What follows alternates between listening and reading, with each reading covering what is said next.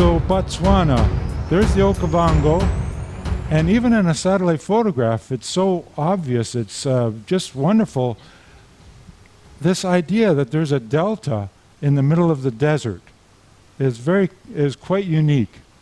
So here's the map, and there is the Okavango River coming all the way through the Caprivi Strip and down from Angola, from the Angola Heights.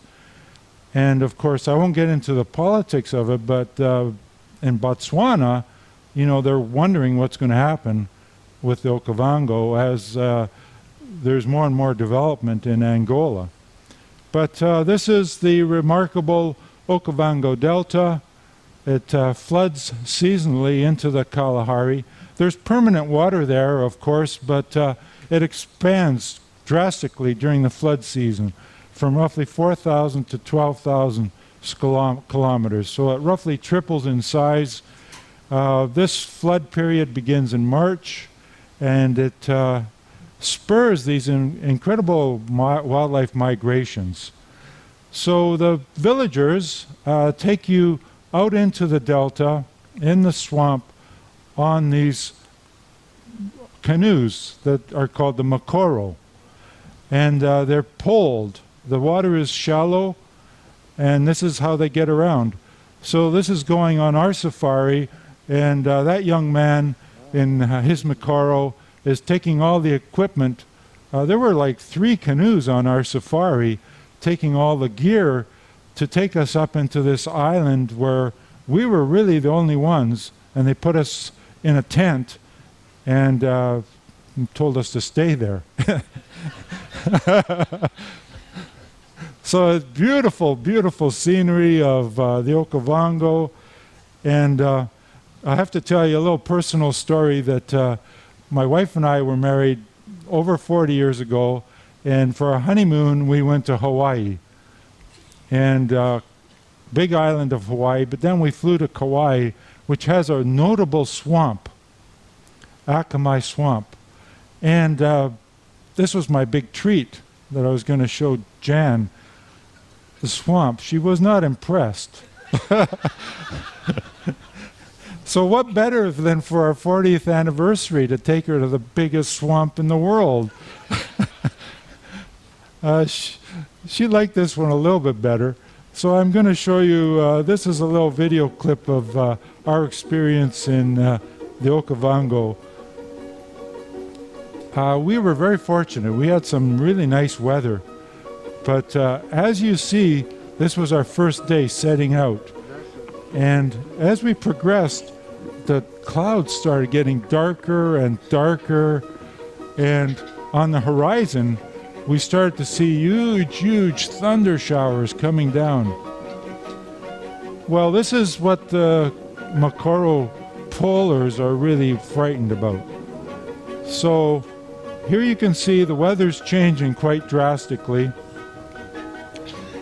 And all of a sudden, our guide, Scar, started pulling very quickly on shore, and he whipped us.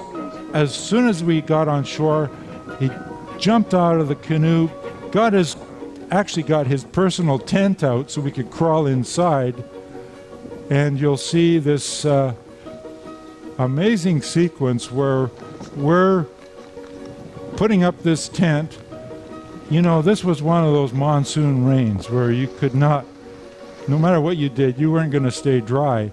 But we stayed pretty dry in his tent. There he is. He's all the moisture. There was a couple inches just in the Mokoro from that one downpour.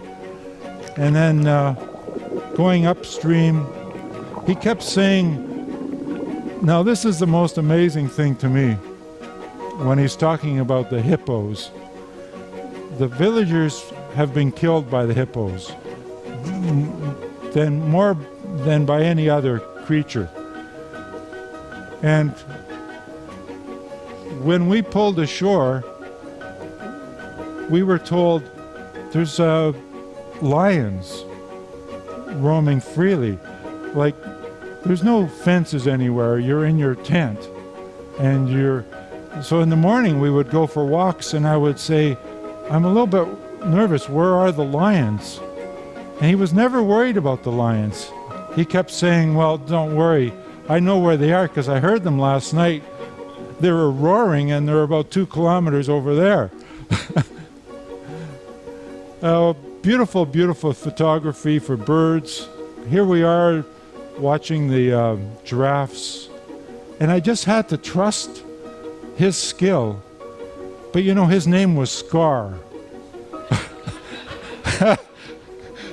And he had one eye. And he didn't carry anything except a bottle of water. We'd be hiking for hours through lion country. There's Scar on the right. The most amazing, wonderful human being, knew everything about that area, and I trusted him. What choice did I have? So here's what he was a little bit worried about.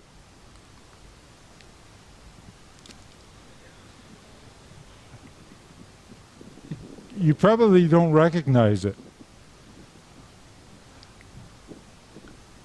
but it's a big, big creature.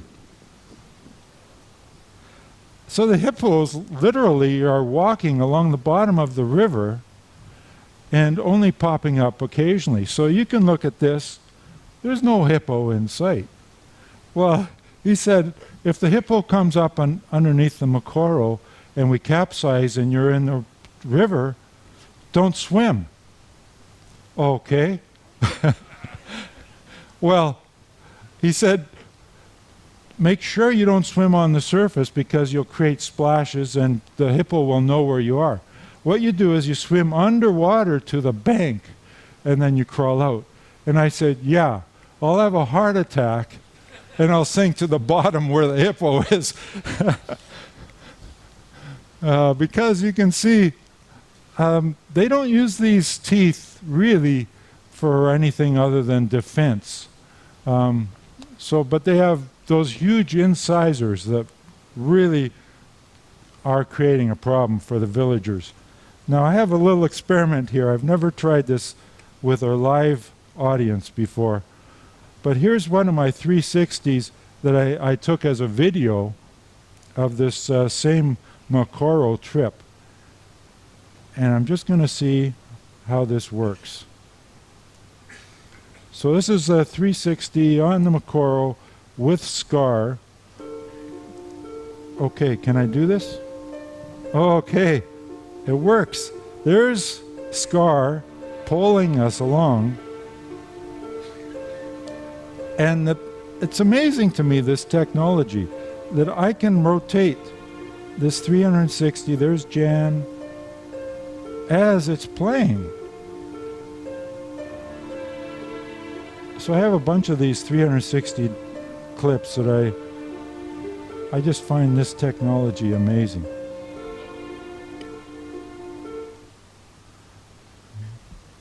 It worked. Wow. Now to get back to my real program. Okay.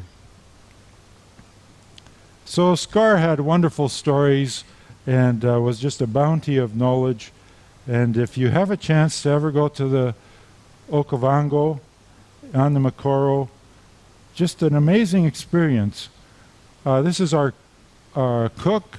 His name was, I don't know if these are their real names, like Scar and this fellow, he called himself Baker, but he was, he has, for his work table, he's turned the Mokoro upside down. So that shows you how the flat bottom they are. And that's our campsite. And he prepared the most incredible meals on an open fire. Like he would actually bake bread. And these were, he didn't have anything really, just a grate and these old cast iron pots. But he would beautiful stews every night and cooking bread in the morning. And I was just amazed what he could accomplish on an open flame. And this is the countryside we would walk through with Scar, somewhere the lions were over there. So I took some more 360s. But this is what he was nervous about. At one point, after 2 hours or 3 hours of walking, there was a great big mound of fresh dung.